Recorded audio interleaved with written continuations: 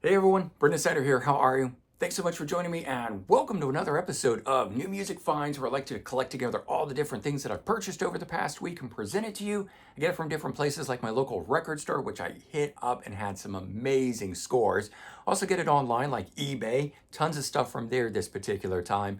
And then of course Amazon, my backup place to get new releases on the day of release. I love doing that. If you have Prime membership, you get free shipping and guaranteed release day delivery on most things. So anyways, we're going to do that here in just a bit. 24 items to run through with you, and we'll do that. But first, if you're new to my channel and you haven't already clicked the subscribe button, please do. Also leave a comment, hit like, all those things do help support my channel. I'd greatly appreciate it. And if you turn on notifications, you're never going to miss an episode. You're going to stay up to date on everything, and you're going to have a really good time with me checking all this stuff out, because I hope it turns you on to some things as well. So first thing up was one that I found as I was putting together the latest album release schedule for the month of July, even though this I then found and of course was coming out June 28th, which is this, past Friday. But it's the Aro Classics band featuring Terry Luttrell, the original REO Speedwagon vocalist, performing live in the studio. So there's no audience. So I like that personally. I'm not a big fan of live albums, but it is done live. So you got all the energy and everything. It's only 7 tracks long. It's a little over 30 minutes. They call it an album. I call it an EP. And it's got him doing a few songs off of the original, the debut album by REO Speedwagon, Anti-Establishment Man, 157 Riverside Avenue, and Sophisticated Lady. But then they throw in stuff from the other early years, even songs like Roll With The Changes, that was a Kevin Cronin song on here, Riding Out the Storm, which was the real big hit. I think that was from like 73 on their third album. But cool to hear Terry Luttrell, who would go on to front Starcastle, back doing some REO Speedwagon. I had a good time with that album. All right, new Sunbomb album came out. This one here called Light Up the Sky. First listen on this didn't do a whole lot for me. Maybe I wasn't really in the mood for it. It's made up of Michael Sweet from Stryper and Tracy Guns of LA Guns. And I really felt that this band, and it is definitely much more the metal element in the vein of Stryper than LA Guns. I'd really actually like to hear a straight up rock album like early LA Guns, but with Michael Sweet singing. Unfortunately, the project doesn't go in that direction.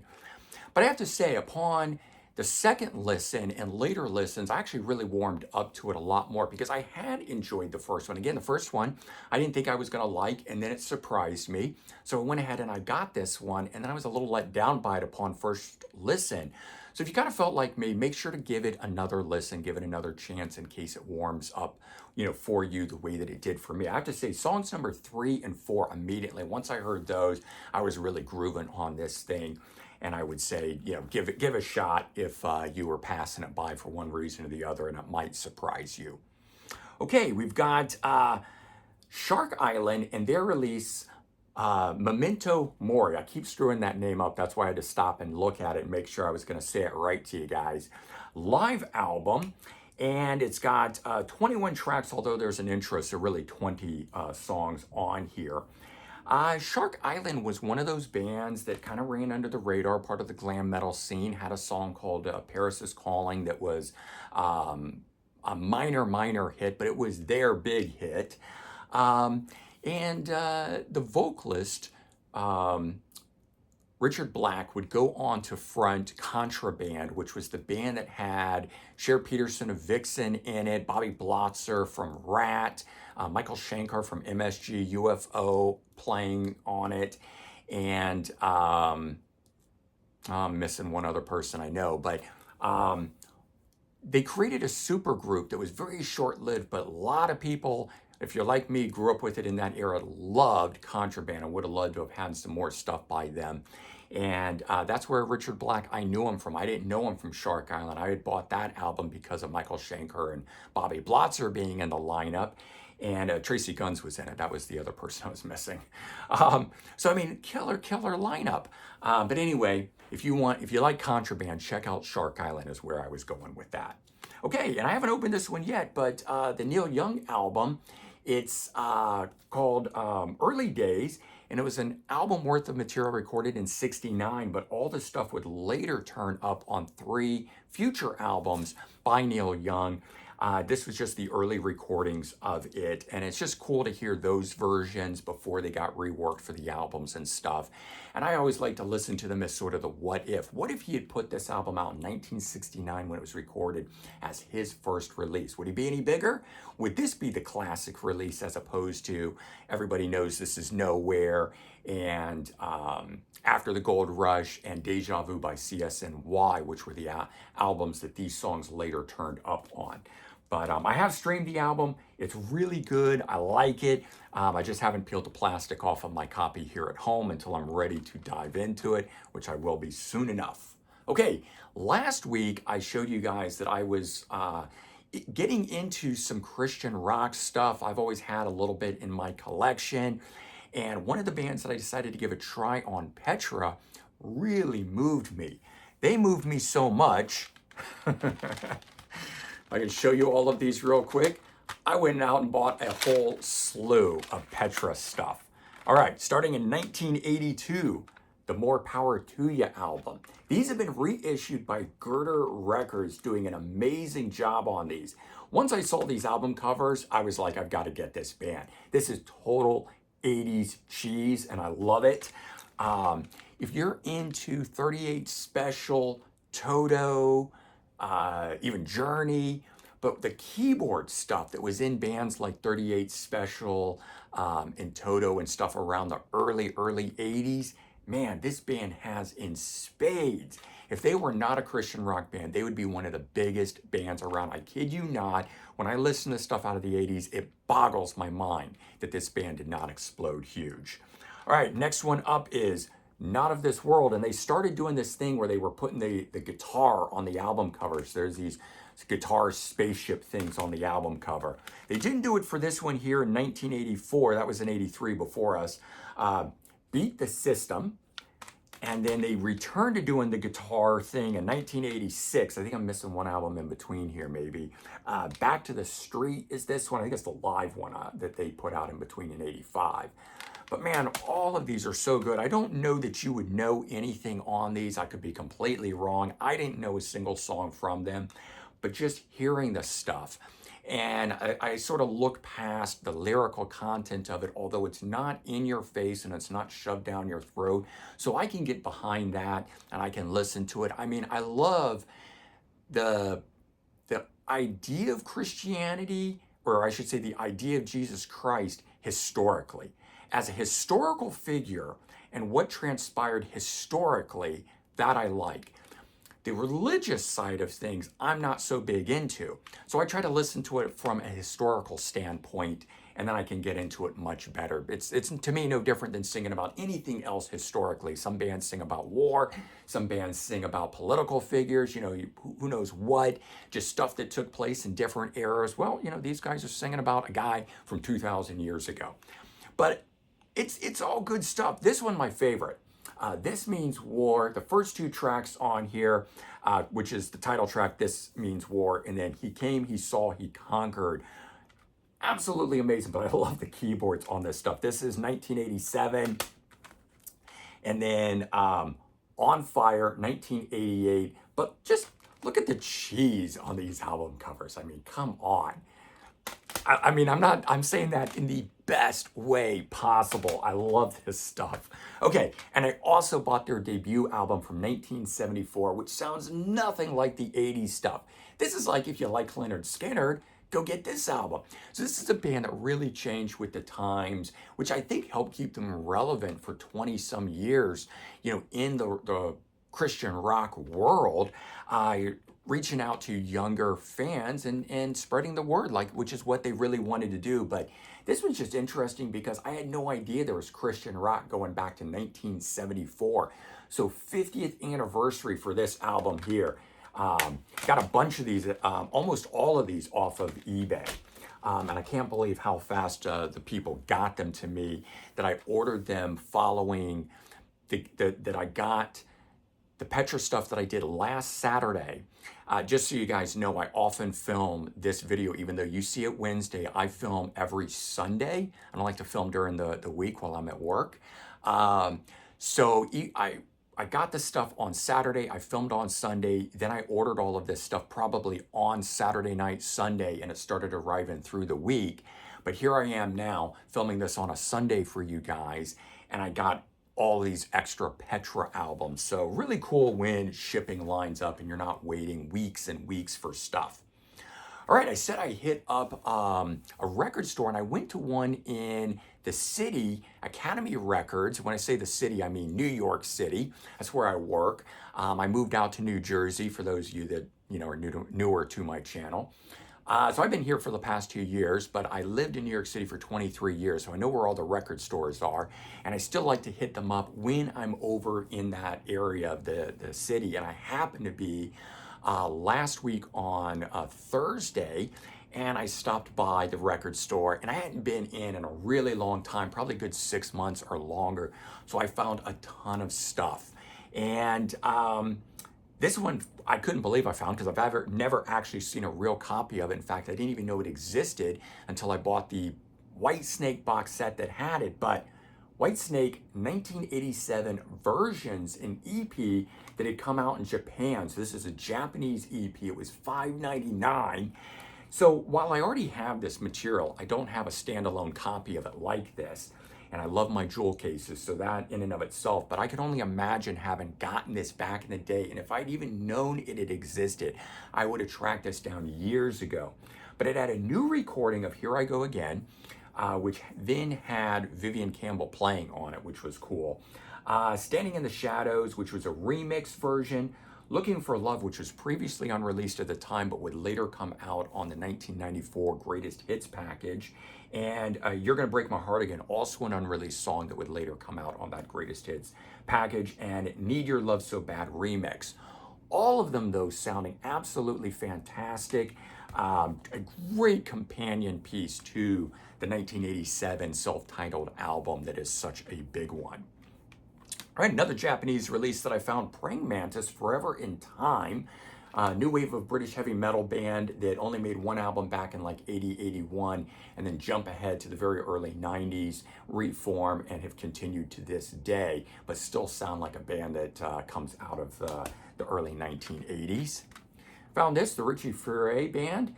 I've Got a Reason, so him coming from Poco, but also Buffalo Springfield doing the solo stuff here. This is a Wounded Bird Records reissue. Very hard to come by. Another one never seen.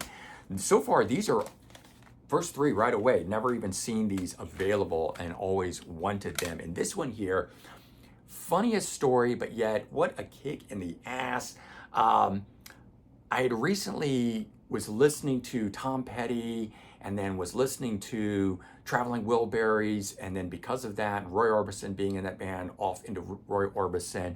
And I'd always wanted the 1979 album Laminer's Flow, and so I finally found it available on record, and I couldn't get a hold of it, but I checked with Anthony at Sound Exchange, and he could order a copy.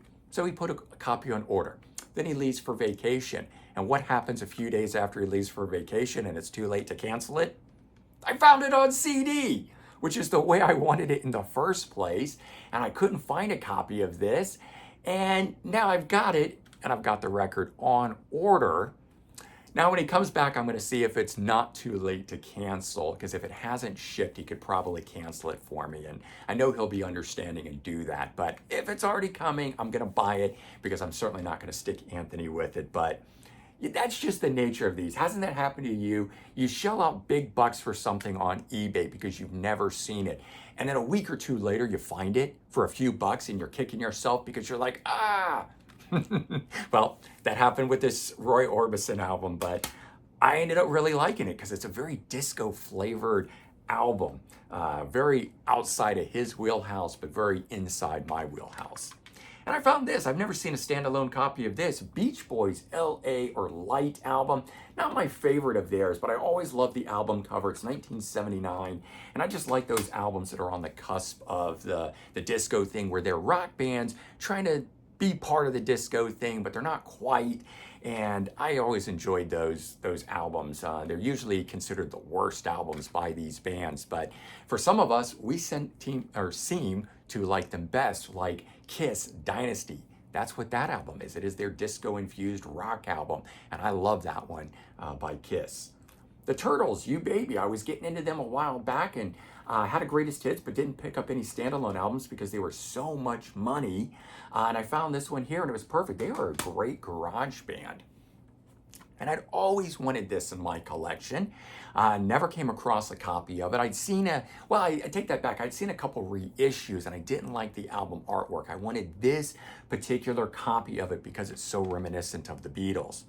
The Pete Best combo. Pete Best, the drummer, the original drummer for the Beatles, did record stuff after he was out of the Beatles, and this is a collection of that. And I finally found the one here that they wrote it like the Beatles. And I always liked that. I always wanted to hear what he did. The stuff is, very reminiscent of 60s British invasion rock and roll style stuff. Does not hold a candle at all to the Beatles, but it was just that idea. There was a movie going way, way back, and there's a line in it, and I don't know if it was John Lennon or who it was, says it to Pete Best later on, "You could have been a Beatle, man."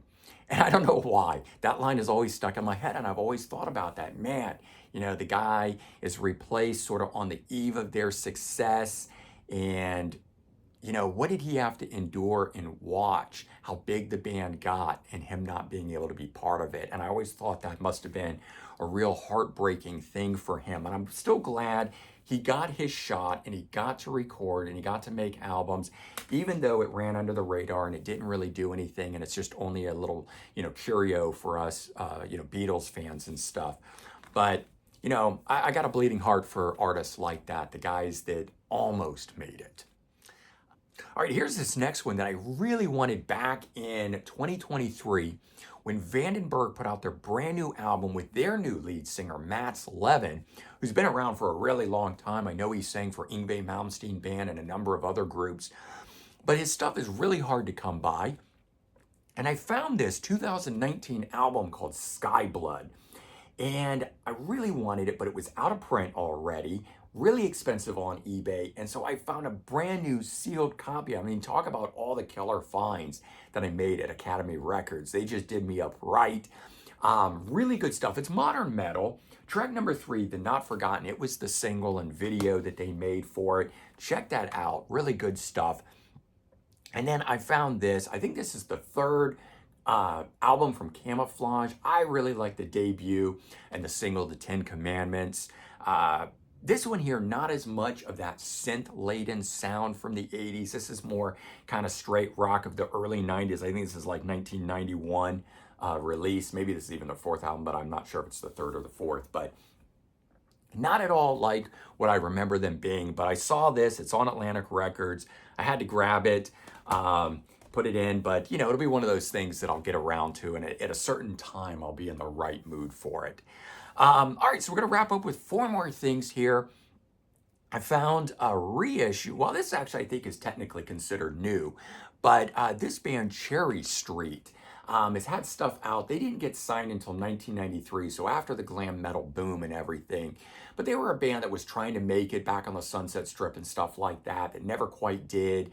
Chris Van Dahl, the lead singer of the group, would go on to front LA Guns, but he would sound more like a hardcore singer and a metal singer than he did like a glam metal band. But I can now understand why LA Guns grabbed him.